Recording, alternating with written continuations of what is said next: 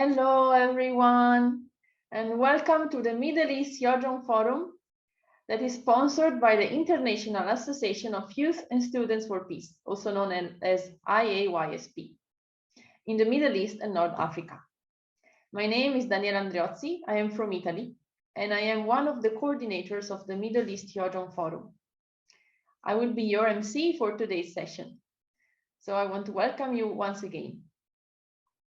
The Middle East Yojong Forum is now featuring young people from the Middle East region who are contributing to positively impacting society and wanting to create this culture of heart. Today, we are going to hear behind-the-scenes stories from Syria. We were scheduled to have 3 wonderful young men speak at this session, as you saw in the poster. But unfortunately today, one of the speakers, Dr. Wael Saafaya, caught a sudden illness in this morning and had to excuse himself from speaking. So the 2 speakers will share their testimonies with us. Before starting, let me remind the participants that for today's session, there is a translation available in 2 languages, Arabic and Japanese. So click on the globe icon at the bottom right of the screen and enter your selected language. So if you already are listening to your language, it means it worked well. And I want also to remind that please, if you have any question, write them in the chat box to the chat moderator, because at the end we will have a Q&A session so we can answer all these questions. To officially begin our program, let's watch a couple of videos about Syria.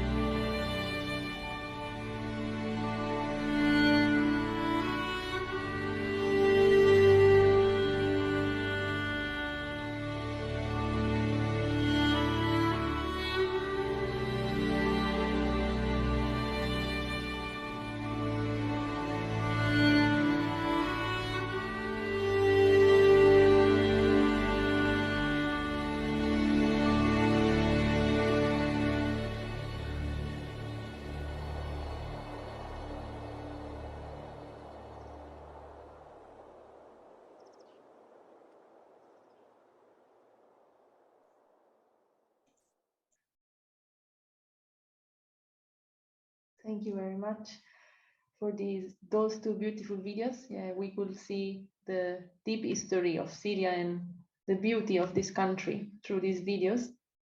So on this note, let me invite the first speaker of today's session to the virtual floor, Mr. Osman Hassoun.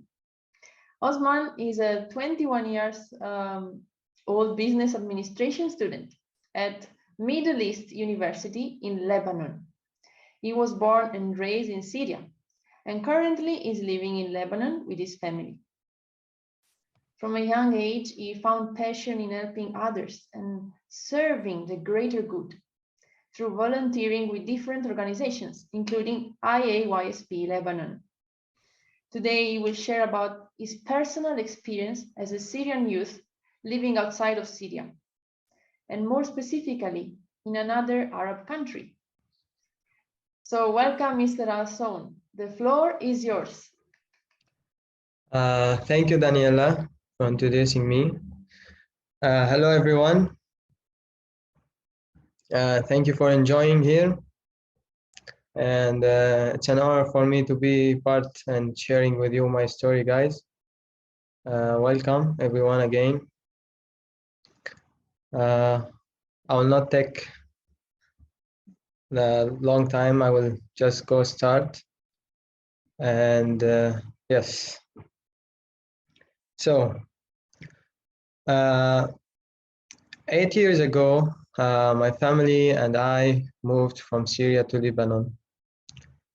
We moved because of the war that are still going in there.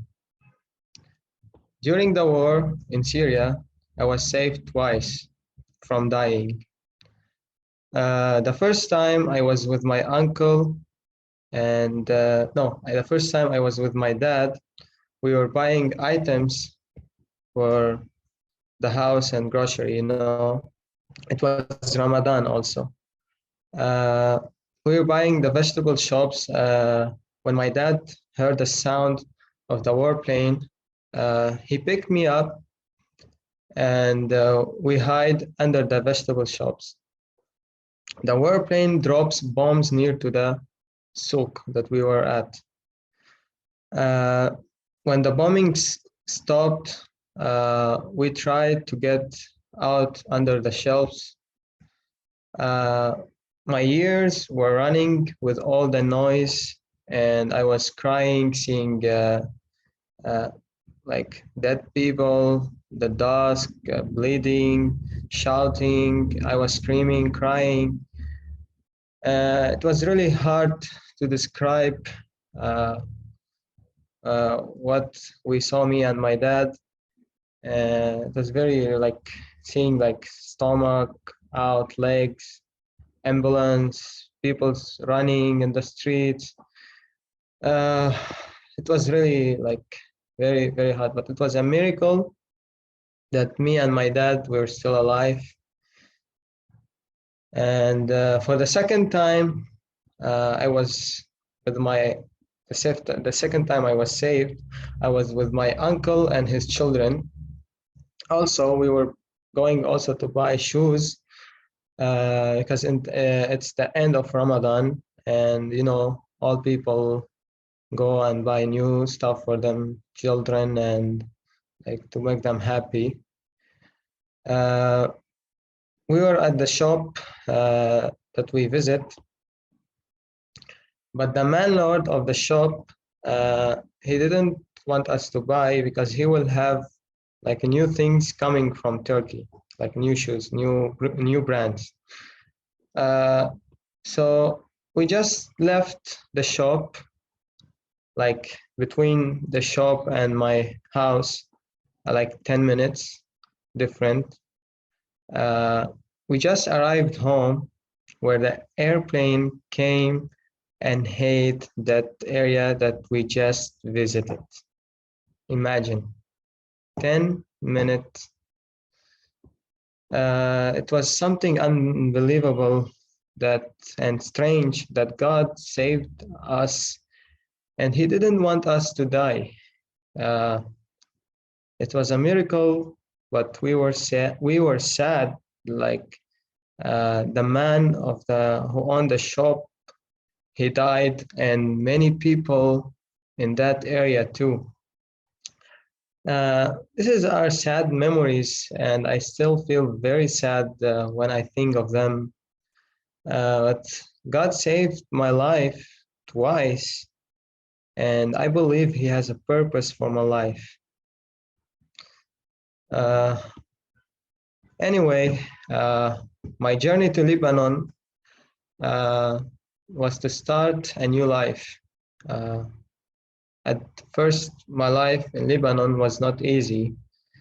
I started to work when I was just 11 years old. I worked in a sewing factory for almost like 6 months, working 12 hours every day. At the end of each week, I took a home salary of $20. This is a very low wage for working 72 hours with just 1 day a week off. You know, it's like you cannot believe that. I was working because I want to help my family when I came here to Lebanon, because the time when we came, it was very hard, and we came with nothing. We stayed at my uncle's house like for 2 months till we find the house that we stayed in. This has made me feel like very sad, and I ask myself also, like, I am working, but why I cannot like study? Like, it was very, very hard, and I ask myself why I can't go to school. And you know, going to work and see kids going to school, it make me feel like very sad.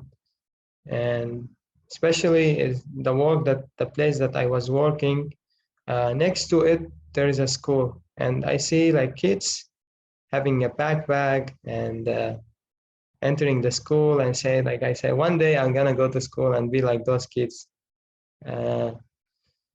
But thank God, I met a friend who go to school, and he is like how to say, the key for me who told me like, Osman, there is a school here for refugees.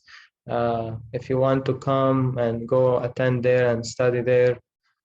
I said like, why not? I can go and try and ask for a place for me. So here's the most like hard time I also struggled. I went to the school, I went to the principal, and I asked, do you have a place for me to study at your school? He said no, because at that time many Syrians like are here in Lebanon, and they are also looking for a school to study. So like it's very hard to find a place for me. I went the first time, the second time, I started crying. I told her, please, I want to study. Give me a place. I want to study. I will keep coming to this school. I really want to study. Give me like anything, at least that I can study. She said, no, there is no. So I went also the third time, and finally, I don't know, it's a miracle also happened, that there is a guy who moved from the school, and she replaced me in his place. And I was happy, you know. Like in Syria, I was also attending from grade 1 to grade 5, and also I was very intelligent students, not like because I'm not smart, I don't want to be in the school, but I deserve this because I was making in Syria, I was making the first students of my school every year. My life began to get better and better when I started school here in Lebanon. It's called Adventist Learning Center, the name of the school that I attend. The first year was very hard for me, but it got better and better. I learned many things at this school, including improving my English and learning to play the violin. When I graduated from the school after 2 years and a half, I was made the Students of the Year in that school. And also the school gave me like an opportunity to continue because they have like a limited age, like above 14, they cannot accept people. So I took up the opportunity to continue my high school education in Lebanese private school. As I continue my education in Lebanon, I know that God is looking after me. And God heard me when I said I wanted to go to school, and I feel really blessed in that time. I want also to thank God that He always listens to our prayers, and that there is a purpose for my life. What God has started in you, He is going to finish. Sharing my story is a good opportunity for me to encourage every child who works at a young age. I want to give them hope that there is time for good things to happen, and never give up. What are you doing? Whatever you're even studying or working or whatever, because life is full of surprises and great things can happen.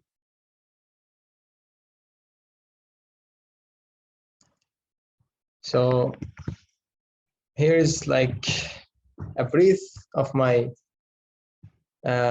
story.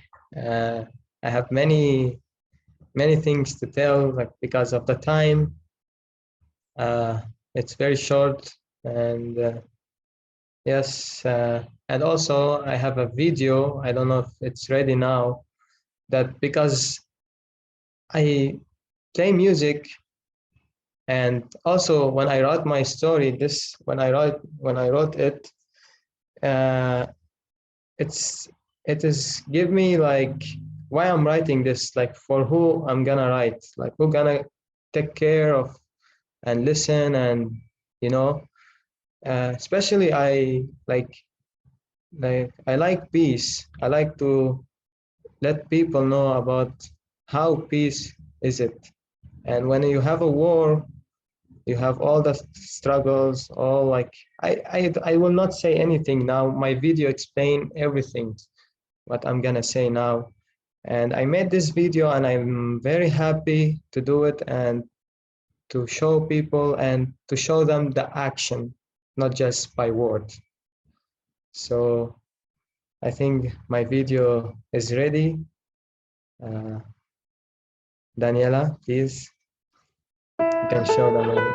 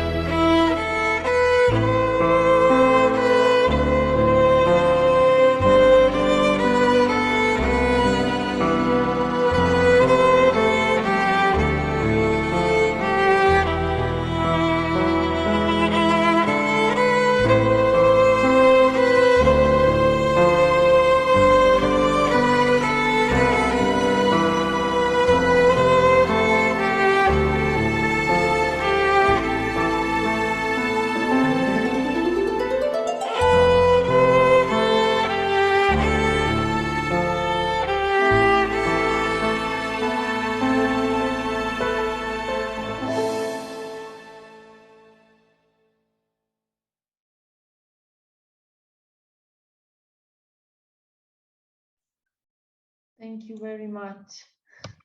Yes, thank you guys. Just the last word I'm gonna say. I lived the war, but through music, I felt peace.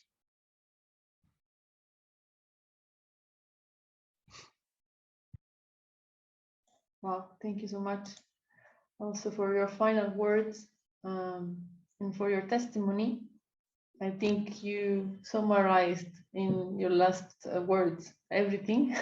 So yeah, I don't know if I can add something more. I just want to say thank you, and also to share your story. It's not easy maybe to share, but also to share yeah, your heart basically.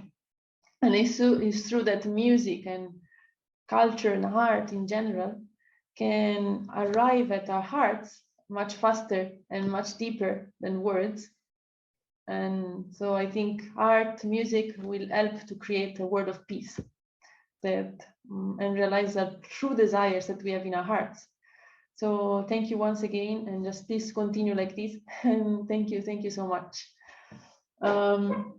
So now, before inviting the next speaker, let's share another video, another short video, who explains a bit of what the speaker is doing.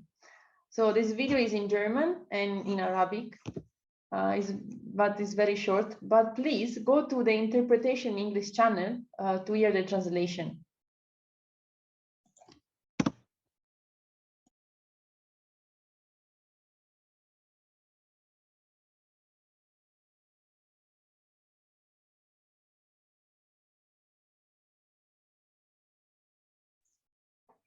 Moment, it's coming.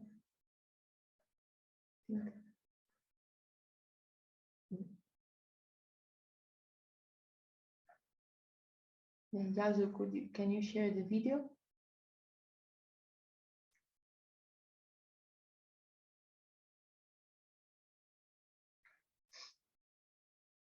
We can still yeah, feel the music of before and reflect a bit while we wait for the other video. Perfect timing.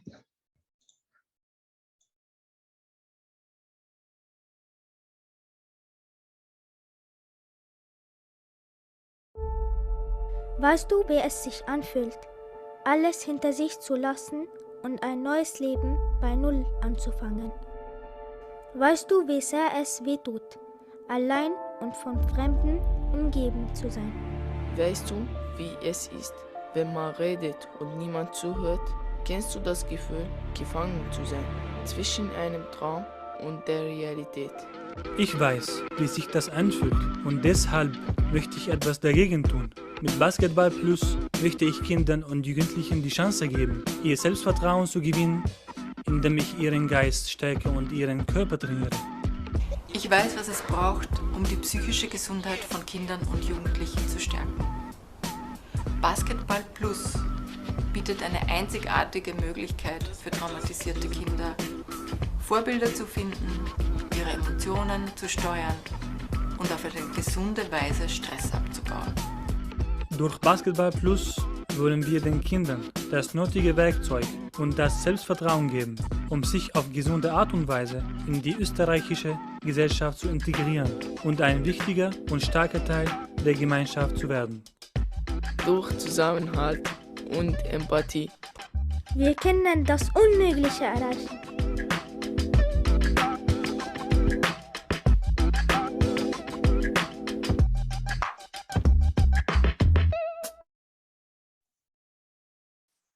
Oh, thank you very much. I don't know if you could hear the translation, but I think it's okay because the video spoke of itself. So I think we could understand and something, and next time maybe we can learn Arabic and German so we can understand better. But for now, let the main speaker explain what he's doing. So now I want to invite the next speaker, Mr. Mohamed Yassin. Mr. Yassin is a student of Oriental Studies at the University of Vienna. He's a highly motivated basketball trainer for traumatized children. Because of his passion to help others, he worked as a project presenter for refugees' work and as a translator for families with migration background. One of his recent projects is Basketball Plus, as we saw in the video, which is a basketball organization for traumatized children and teenagers who come from war-affected countries. So welcome, Mr. Yasin. Thank you. Thank you very much for this introduction, actually. And it's nice that you started with this active video. Maybe it could be like a motivation for everyone to play sport, to do sport, and learn Arabic and German. Thank you for having me again. And I hope can I add something? And I just like I will be like a very small a part of this like very, very big amount of Syrians who suffered and who tried to find possibilities who can live like a better life. Today, actually, I would like to be focusing on the good part, like positive part of the Syrians who like moved from Syria. And because we all know that Syria has suffered a lot through the war, and it's like it is until suffering until now. But I just could maybe just make a briefly talk about what happened in Syria, like what, especially in my family, but then focusing on my life in Austria, in Europe, where I was born and I lived most of my life in Damascus, Syria, the capital of Syria. I came from a quite educated family. My father was professor at university, and my mother was she was a director of institute, languages institute, also in Damascus.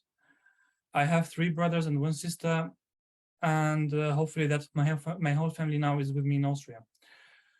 We had to flee from Syria because of what happened in Syria, and because it's quite dangerous for youth people like me and Osman, for example, because if you are in this age, everyone have to go to military, and you have to be one part. You have to take a part. I would say with a killing part. So we had a chance. Actually, and we were lucky that we could be away from it and try to leave Syria, and luckily we achieved it. I could make it actually to Austria, but before, of course, it was a long journey until I reached Austria. I had to go through many countries and start my journey to find the home where I can maybe start a new life and new education, where we can find the peace again. So we found it in Austria and in Vienna. I am living now in Austria since actually more than 7 years. I studied Oriental studies, and I finished almost my studies. It was, I would say, actually from the beginning on, it was quite hard for all Syrians, and everyone actually who comes to a new culture, or especially if you are from Middle East, you come to a new culture, new languages, new people. You know nobody here, no friends, and you have to just like as a baby, you have to just open your eyes and finding like your surrounding where you can start from. And I found it like I found my friends and the people now they are close to me through sport from the game I like to play, which is basketball. This is the only thing actually when I came to Vienna where I could not do anything actually, because basically you cannot work in the beginning because you have to wait until they accept you to live here. So I was basically spending my time learning German and doing sport. So through sport I could learn the language and make new friends and good friends and be with good surroundings until I was able to stay here. And I was accepted.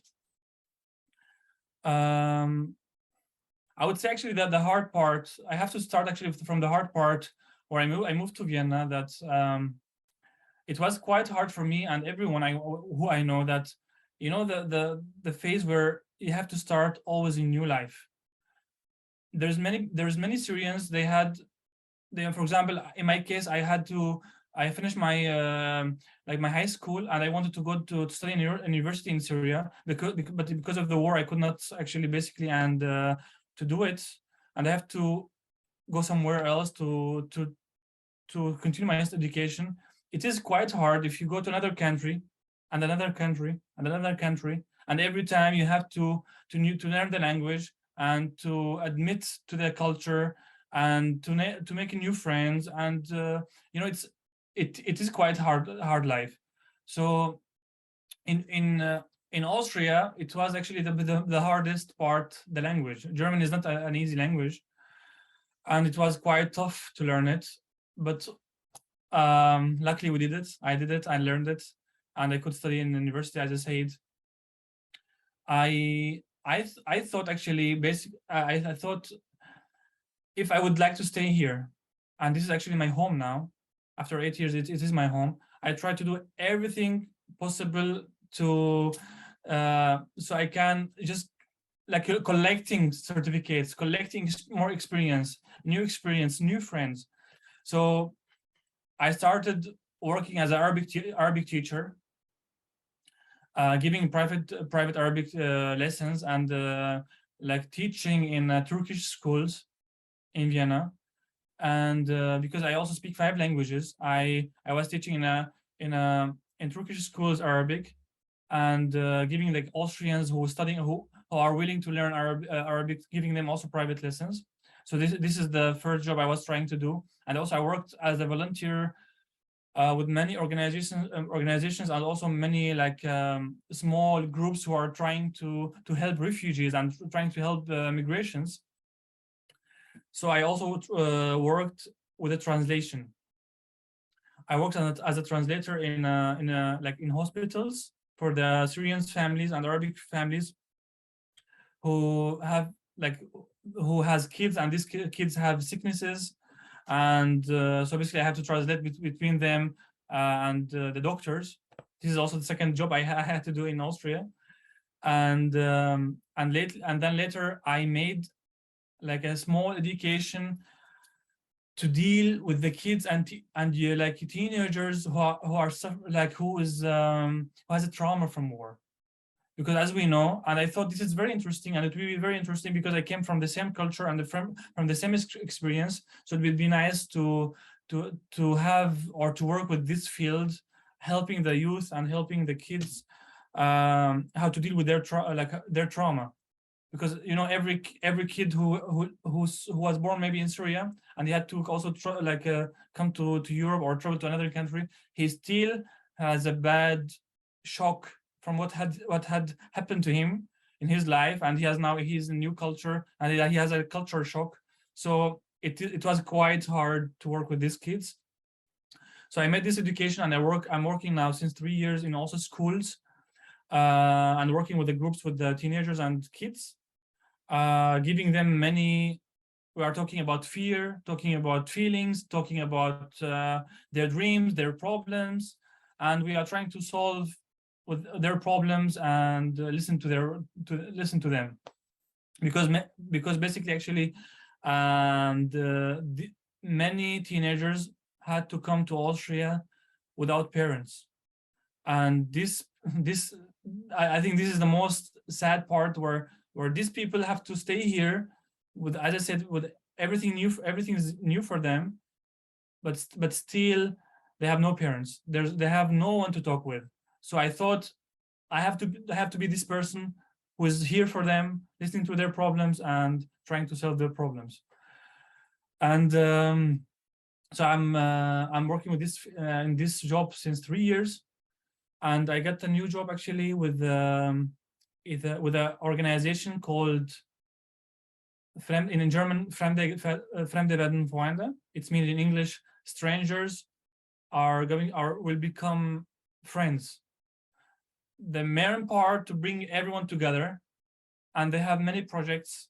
One of them they have like 10 projects: sport, art, integration, sports.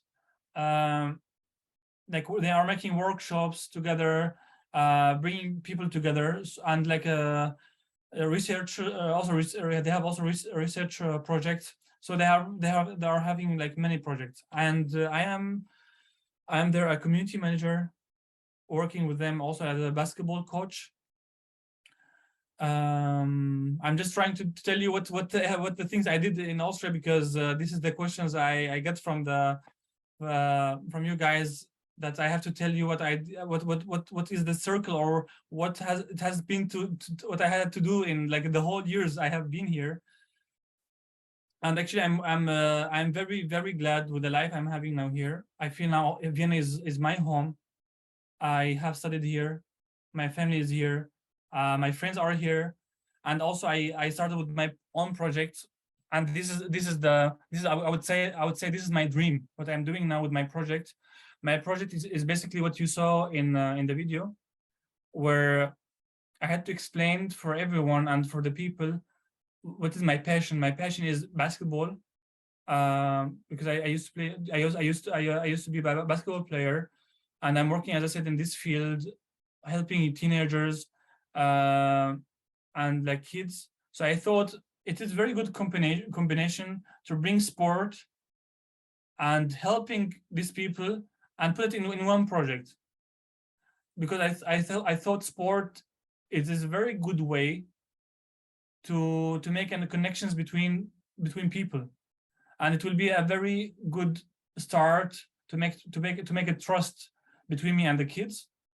So I started with this project, which is called Basketball Plus, and the plus means the helping, like the mental helping part, because these kids having also they are traumatized from the war. So it is very good thing to do, like to teach them regular basketball trainings and giving them this help. It was of course not an easy journey to do everything what I did, or what everyone also did, like also what Osman has done. It is of course not easy, especially also if I would say I came here as a youth. I was also a teenager. I was 19, I think, or 20.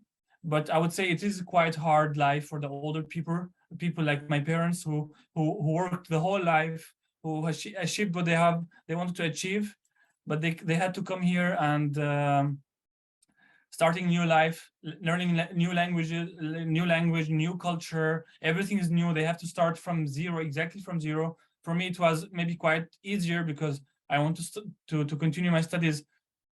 Doesn't matter here or in Syria. So, but I want to do it anyways. So it was quite good opportunity for me to be here, and also to continue my studies here. But it was not easy for many people who was older than me, like as I said, as my parents. But I'm glad for what happened, and although it was not easy, but I am proud, not just about me. I'm proud of many Syrians who came to Europe, especially in Austria, who is trying to do something, to change something, although they brought with a very heavy bag and many sad stories with them. Many has lost many friends, many has lost also a part of their families, but still they want to go on and be happy and continue their life, do something, change the society actually. And I am looking for these people. I'm also like, I would like to be working with them and always motivating them, because I think this is what the nice part when you see this kind of people. This is also what I say also for everyone. Don't focus on the negative things. No, focus about the positive things. Yeah, the war happened and still happening, but could we change it? Also, this is what I also tell the kids about actually in the school. We say everyone has to know how to solve their problems. Before you solve your problems, you have to say, I have just one mind. If I put all my problems in my mind, I cannot focus, for example, on my studies. So if I know that Syria is a problem in my mind, it is sad, it is hard, but could I solve it? No. So I have to keep it on the side now for the moment. You should be sad about it. Yeah, it is not easy, but you have something now. You have a future here. You are in Austria. You are not in Syria anymore. So focus on your future. Focus on about the positive part. This is the only things now what you can change. Syria you cannot change. So this is also very sad. Syria, about Syrian situation, unfortunately we cannot change anything. if we would like to change something, maybe giving a charities, helping poor people, working with big organizations, praying for them. But here, for everyone who had to move from Syria, he has to focus on his culture, like his future, which is the most important thing. And focusing on the positive part, what we have as Syrians, it is a big thing, and this is what we have to do. That's all what I have, actually. I would be happy to hear questions. If there's any questions, I could not also cover many stories, but that everything I know from my surroundings, from the stories I know, but I have to tell you short things about what happened to us, and what is personally what was my story in Austria. And thank you for having me again. Thank you to you. I was very, very inspired. So please, I really like the part when you say that it's important to build trust. So you're working through sports to build trust. And yes, indeed, you have to focus, not only on the things to change, but about the ideal we want to achieve. So thank you so much once again to both of the speakers. So as we said before, now is the time for questions. And actually, please, I invite both of the speakers to the virtual floor. Yeah, and welcome back. And yes, actually, we have quite many questions. So some is just for one of the two, but some is for both of you. So let me start with the first one. This is for Osman. I was very impressed by your story, and I would like to know what keeps you motivated and optimistic in all that you are doing now.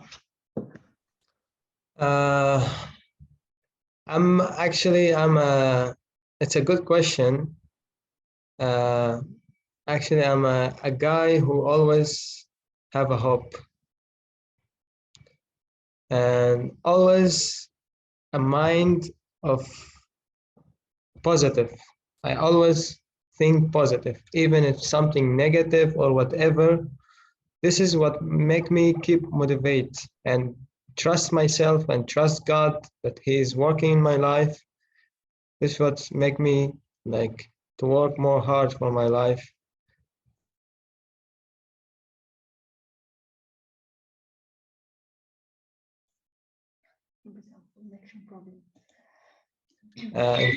Encourage them. I give them positive thoughts and how to deal with stress, how to deal with depressions, because I went to all those kind of stuff, and now I know how to control them, and I'm very wisely of people by mental health. So it's keep giving me motivation and keep fighting for my future and for my goals, and so yes. Oh, thank you. Wow, that was a perfect answer. Thank you so much. Very, very inspiring. So the next question is for Mr. Yasin. So what is the dream of the Syrian youth specifically, or the youth who are from war zones, that you would like to see in the future? Oh, it is a quite big question, actually. Yes. It's a dream for youth. If I'm talking about Europe, because I'm living here, so I cannot say about what maybe dream for Syrians in Lebanon. Maybe Osman can tell you, but about if I'm talking about Europe and especially Austria, I would say we need somebody we are many here. In Europe. There are many Syrians, and there is many successful people who came here. They achieved very good achievements here, And also we have also problems, of course, as I said, with these kids and with teenagers, and putting them from maybe because these teenagers who came from without family,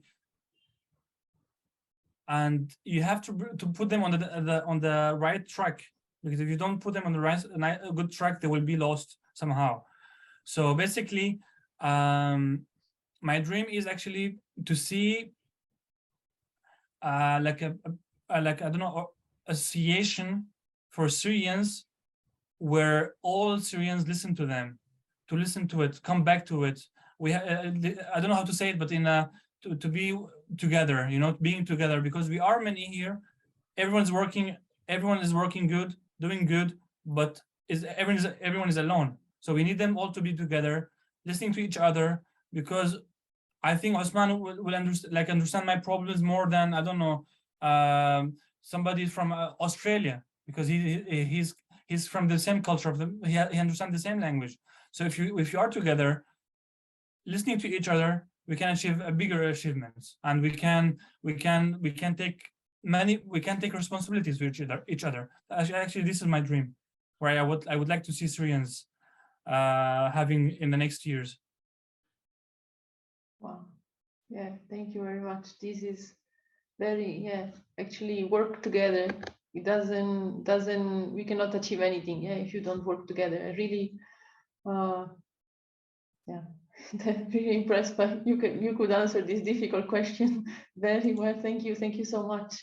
So I want to ask now, let's jump back to Osman. So we have another question for you. Do you envision yourself going back to Syria sometime in the future? For now, maybe in the future, yes, but at the moment, it's very difficult. And even in Lebanon here, life is more difficult, especially for Syrians.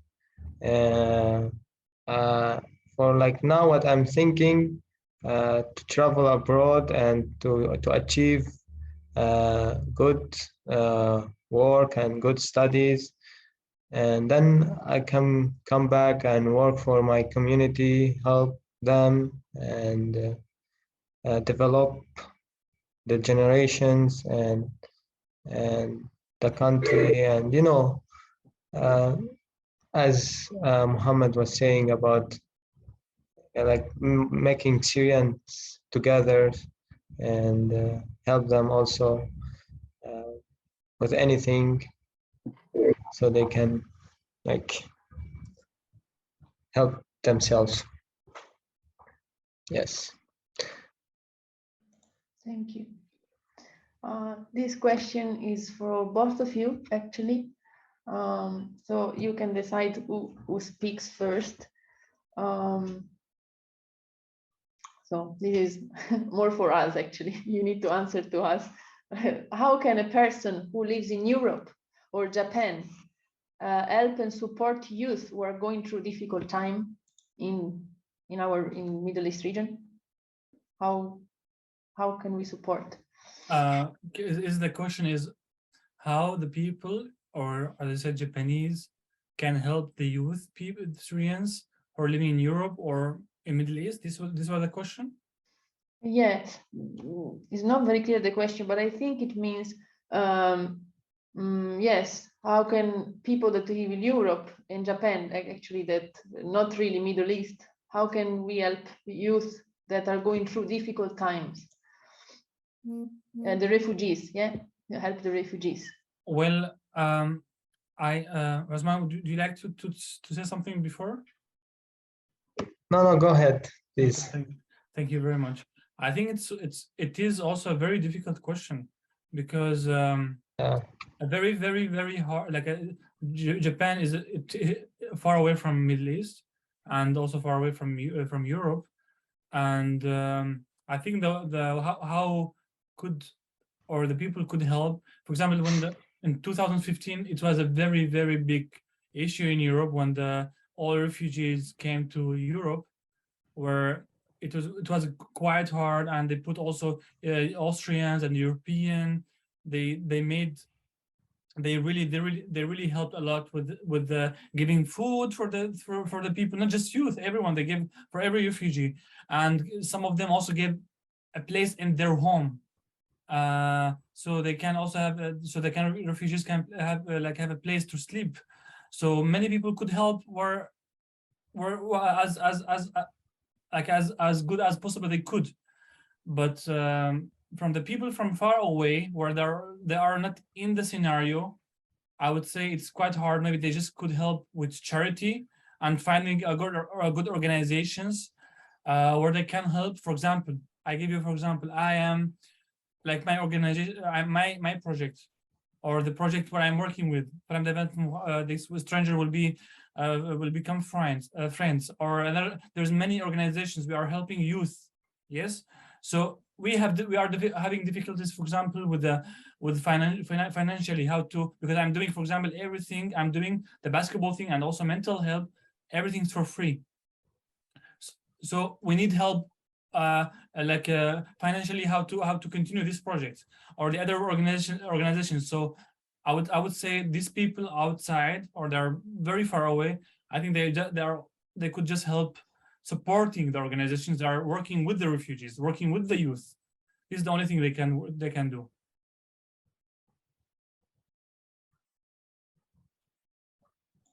Thank you. I was thinking about the question more deeply. According, Muhammad said that I think you compare like Lebanon and Europe's countries, it's more different, because in Europe, like, you have more opportunities, especially for Syrians, and much life there is much easy to find help, and like you can go easy to the government and the government can help you. But here in Lebanon, it's way different. People are really struggling, and even the Syrians here, and life here really, guys, it's more difficult, more than you think. People doesn't have food to eat, and they don't have electricity, they don't have water, they don't have like food to buy, and people don't have like to pay their rents, and it's more difficult. And especially like for me, it's more difficult. How about like people who are less than my situation? I think it's more worse with them.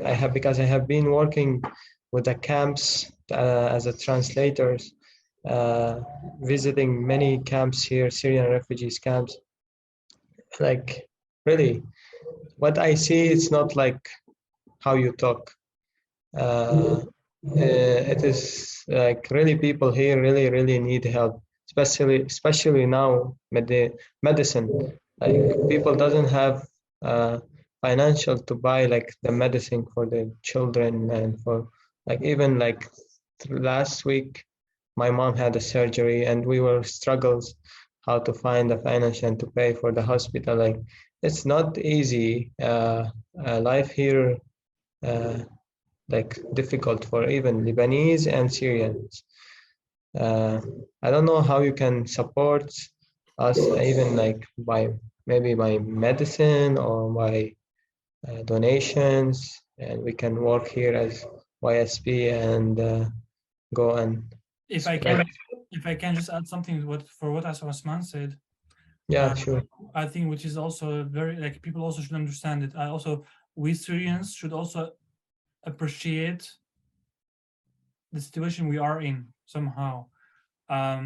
It is quite different how the Syrians are living now. The Syrians who are living in Europe is very, very, very different from the Syrians are living in Lebanon, as Osman said. The problems we are having is different from the problem they have. They are facing exactly different problems. Exactly. We are having, for example, difficulties with the languages, continue the educations, racism a bit, people against the religions, like small things, you know, we having a new culture. There's no friends, there's nobody I know, not my language, not my food. This is the problems we are having. Of course, also finding a job is, we have more serious problems, yes, of course, but we have also to know that the people are living, Syrians are living in Syria until now, or the Syrians are living, if it be in the camps, in the tents in Lebanon, or in Jordan, they are not living. Actually, I cannot even call them they are living. They are dead living. They're already like, they are just like, they are living, and now in the winter is coming now. Winter is here. The winter is here. Very true. Winter is here. Nobody's supporting them. They are still, I cannot imagine now until actually, I cannot imagine until we are in the 2022, and we are going to be now, we are going to be in the 2023, and there is one person in this world living in a tent, and this cold, and the rain will come on their heads, and so there's no food. It is not alive, so I would call it as a dead people. They are dead, but they are on this earth. They are between us, and we are ignoring them. So these people truly, they need support. Truly they need the donations. These people, they need our money. This is what we have to do. They are the most important things.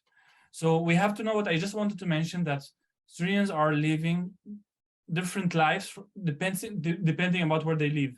I just say that the ones who are living in the camps in the Middle East they have a different problems what we have in Europe. I don't know, the Syrians are living in Japan, or are they living in China, or living in I don't know, Singapore or something. They are having also difficult or also different problems. So it depending, we cannot say all Syrians, all Jews having one problem. No, many of them have very serious problems. As I said, like in Lebanon, they have no single. Maybe they also, I heard that there's still kids. There maybe also there are people that are not even eating for 2 days, 3 days. So this is what we have to focus on, help these people. And also, when I also mentioned this, education is very important, because people here, like, they're not, because of the financial that's happening in the country, people, they kick out their children from the school because they don't have the financial to pay. I know people from my relatives, they have stopped school because they cannot afford this, especially like to buy them food or to give them in school. Like, what is like more important, you know? We have a lot of facing this kinds of problems, even from Lebanese people also are struggling the same situation. But for Syrian, it's more different than the Lebanese.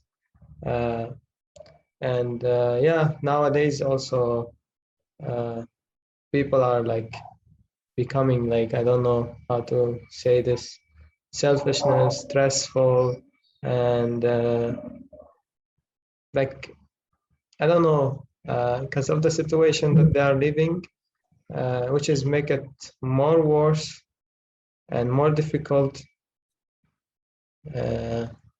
Yeah, so I don't know how you can help us guys here, as we are in Lebanon, especially education and health care. This is the most important, because without that, we cannot survive.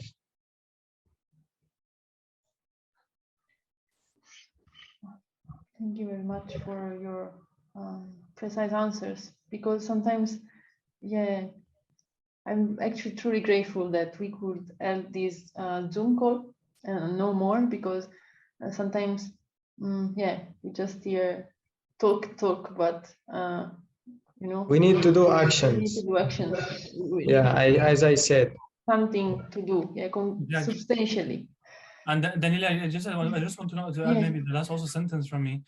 Many people also have to understand, they have to know that we didn't come for economic reasons. We didn't travel because of economic reasons. So actually, I felt very, very bad when I came here and the people tried to give me a T-shirt or give me something. It's for me, I don't know, we are also like Arabs, we are Arabs known with dignity. We don't accept, even if we need it, we don't accept it on ourselves.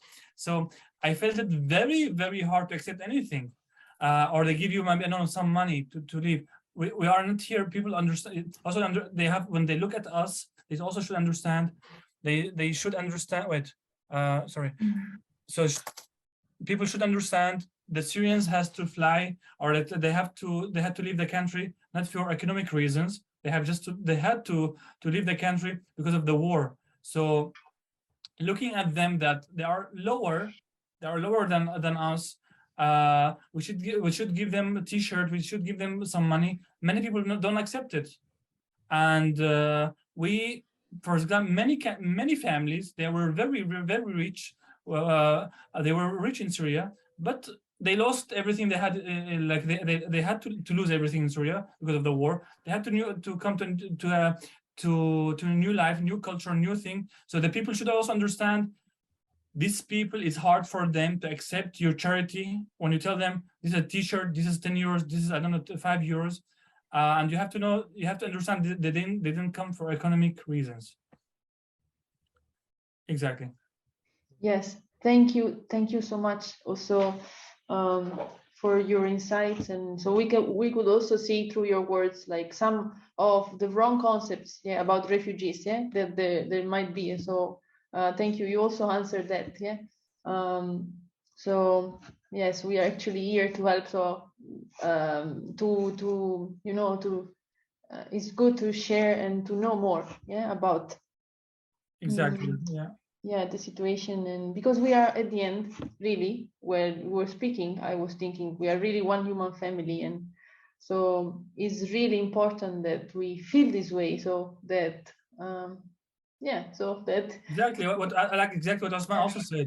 We need actions now. We don't need words anymore. People should know that there's serious issues in the world that's happening. We have to focus about the refugees are now suffering in the tents, living now in winter without no food. There's no home. There's no ceilings covering their heads. So these people, they need support. Of course, there's also another Syrians out there. I don't know, in Europe. They need also help, but before we have to help, these people are living in the camps where they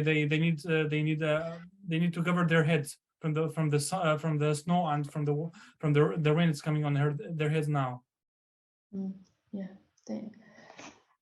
As he's saying, I want to share a small thing. If you see in my video, those are pictures like from a couple years ago during the winter time. And now it's also winter coming, so I don't know, it's just small how the things will look like when it's winter here in Lebanon, especially for people who live in the camps. Thank you so much also for reminding us that. I want to ask just one more question. Yes, so what is your advice to the youth, who also had to leave their homes because of the war or conflicts? So what is their advice to them? How would you give them hope? What do you suggest? What do you want to say about that? I was actually this question I was asked last week from a group I had in school. They are fresh, I would say, in Austria. They are not since long in Austria. I tell everyone, not just kids or teenagers, I tell everyone, if you are in a new country, focus. I think the key for everything is the language. The language will open for you many doors. I really could see it from my experience when I learned the languages I speak now. For example, I go to Turkey, I speak their language. It's different from me when I speak with them English. With the language, as I said, it's a key for everything. So German, for Austria, you have to learn German first. Learning German will make you're gonna make easier friends. It will be like you have more opportunity to work. understand the culture, understand the way how the people think. So the language first. Second, you have to be, the people should be surrounded with the positive people. Negative people are not welcomed in our surroundings. We need these positive people, because if I am here new, as I said, everything is new for me, and plus I have negative people, so I will be just like in a black box where I cannot achieve anything. So you have to be surrounded with a like strong people. They are willing to do something in their lives, so you're gonna take some of their vibes, so you can also work on yourself. And I think there's also what I am also afraid for the youth who came without families. They take I would say the wrong track, where they go smoke. I don't know, some of them go maybe weed, not willing to study, because there's no control. Nobody's controlling them. They are not with no families. So whoever they will face in their life, maybe they could listen to. And as I said, the people you are surrounded with is very, very important. So focus. That's why I'll tell them. That's why also my project. My project is exactly for these people, because I want to take them put them on the nice track. Sport is a very good thing to do. Sport takes the stress from you. You meet new people. We learn also the language together. They have somebody to talk with them about their problems. So this is my advice for the youth. People are asking me about what they should focus on here. I think education, the language, and good friends. And be proud. I always say, if you are new here, be proud from where you come from. You are Syrian. You have a very nice culture, very nice good food. Everything is nice in your country. Yeah, it's bad. It's not something very sad happened to your country. When we all understand, but focus that you are now here. Achieve as much as possible from this new country. Go be the best in the language. Be like be the good. Be the best in your from your surrounding. Don't take the smoking track. It has no end. So this is my advice for the youth. Osman, you can also add something to it now. Thank you, Muhammad. Actually, Muhammad say everything that I want to say, but I have something to add. Especially for the youth, dream and hope. Give hope to yourself. Think positive. And when you have a dream, even if you are poor or you are rich or what you are doing, when you have a dream, it make you rich. So keep dreaming, keep giving yourself a rich living of your dreams, and this will help you to believe in yourself, to keep doing the good things, whatever you are doing. As I mentioned in my story, and also wherever you are, keep dreaming. Don't focus on what's happening in the country. Like nowadays, I'm living very hard time, but I'm not thinking of it. And I'm also encouraging people, especially youth at my age, my friends and people who I work with. Don't stay on this side, because this will affect you and you will stay where you are. Keep going what you are doing, keep studying. Even there is no electricity, there is no internet, the situation is very difficult. Keep doing your best. At least make yourself happy. And happy is the best way for especially for youth, to make them doing good job and good things that they need to do. Yeah.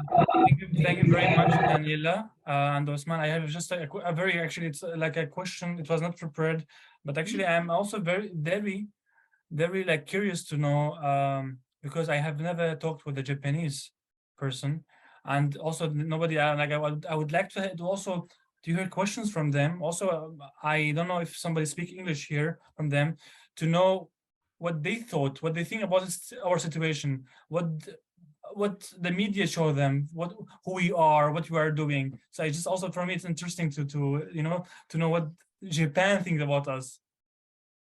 Ooh.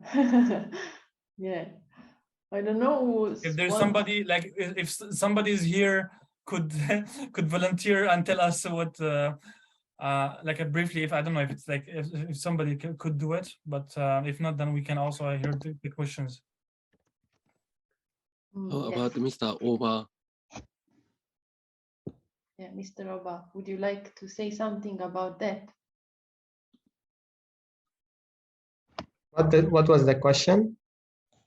What Japanese people think about Syria and situation? Yeah, I see in the media. How do they feel about it? Yeah. Opa, okay, Opa, but he's Oh, he- Mr. he's Oba, mute. you are muted. Please unmute yourself.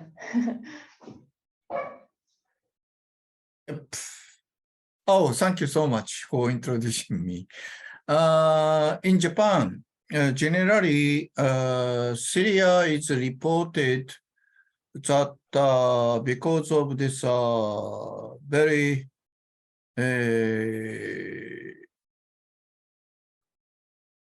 strong, yet kind of very dictatorship government by President Assad continued. So a lot of opposing opinions came out, particularly at the time of this so-called Arab Spring. Yet during this turmoil, there was IS interrupted, and other sections came in, so lots of confusion started in Syria. We understand many people fled to Syria, but this is the first time for me how Syrian people living in Europe. And I was so inspired by you, both of you. Really, you are doing so marvelous works for other people in from Syria and helping them. And particularly, I hear, because I know some people who are living in Lebanon, facing very difficult situations in Lebanon. Even Lebanese are facing very difficult situation in Lebanon. So we can imagine how difficult for the refugees living in Lebanon. And I really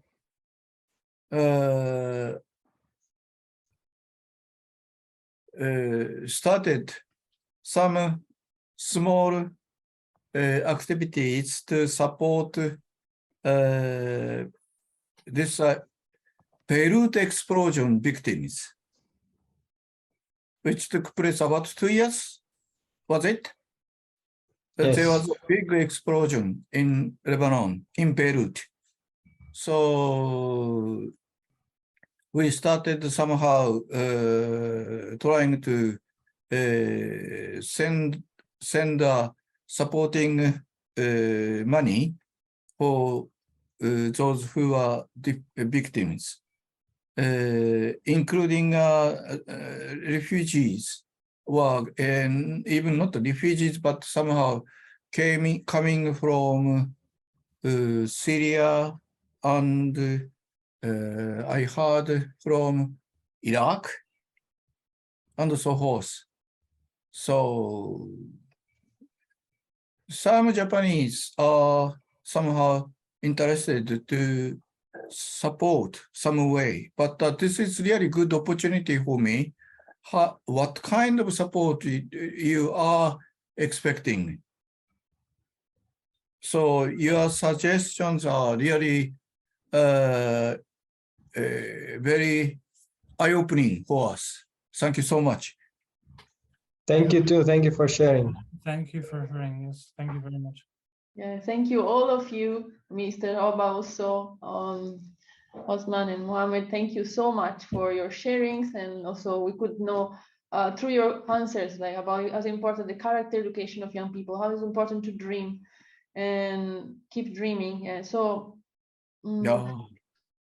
really thank you so much. So I hope we can have more chances to discuss about that and share with each other. I think there will be plenty of chances. So please just stay in contact. Also, this is also one purpose of YSP, right? To bring this to light and to bring peace at the end. So for those who are joining us today and didn't register that before, yes, please register in the links that is shared also in the chat. So if you want, also the speakers, yeah, please, if you have any feedback or suggestions to improve the forum, or any desire or any even questions or further collaboration, yeah, please don't hesitate to fill in the feedback form. That is also will be shared in the chat. Yeah. So, but thank you so much in advance for this. So I would like to also remind that the two speakers of today, they have their own website and their own Instagram pages. So, so those who would like to follow, yeah, Osman Hassan and Mohammed Yassin. So now we will share a link in the chat also with the social media links. So I think there will be many things to learn and to share, to deepen. Yeah. So, and also if anyone is interested to know more about IAYSP Lebanon, which also Osman Hassan is part of in its committee, they can follow also the Instagram page that we shared in the chat, or we will be sharing now. And here it is. So with this, finally, I would like to inform you about our next session. So that will be on the 10th of December. And this time our speakers will be two young men who are directors of organizations in Jordan that work to empower and support the Jordanian youth. So you will receive also more information in through email. And I would like to thank you once again for joining us today. I wish you a wonderful end of the month. In this time, we are preparing for December. It's starting also around the world this time of great festivities and celebrations. But I hope we can have meaningful time and reflect during this time. Reflect on our life with gratitude, but also, as it was shared before, be aware of the impact we are actually making with our lives, yeah, within our environment, and really work together to make our efforts bear fruit. May God bless you all, and see you next month. I will leave you with a song now. Thank you, guys. Thank you very much.